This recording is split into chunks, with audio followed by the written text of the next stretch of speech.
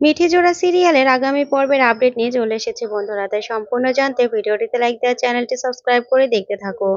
আগামী পর্বে দেখা যাবে রাই চলে যেতে চাইলেই অনির্বাণ রায়ের কাছে ক্ষমা চায় আর বলতে থাকে, রাই প্লিজ আমাকে ক্ষমা করে দাও।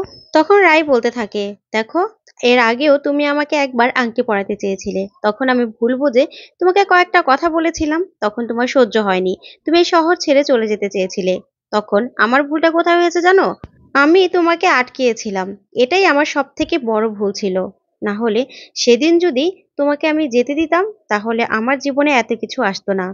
কথাই তো আছে যে যেতে চায় তাকে যেতে দেওয়াই ঠিক।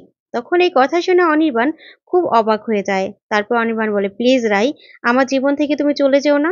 তখন অনির্বাণের মা রায়ের কাছে আসে আর এসে বলতে থাকে, রাই উনি তোমার কাছে এতবার করে ক্ষমা চাইছে, তুমি কেন বুঝতে পারছো না বলো তো? ঝগড়া, লড়াই এগুলো তো প্রতিটা সংসারই হয়, তার জন্য কি সংসার ছেড়ে চলে যেতে হবে বলো? প্লিজ তুমি অনির কথা রাখো আর তুমি চলে যেও না। তখন অনির্বাণের মায়ের মুখে এমন কথা শুনে রাই অবাক হয়ে তাকিয়ে থাকে। তো বন্ধুরা, আজকের আপডেটটি কেমন লাগলো কমেন্ট করে জানাও।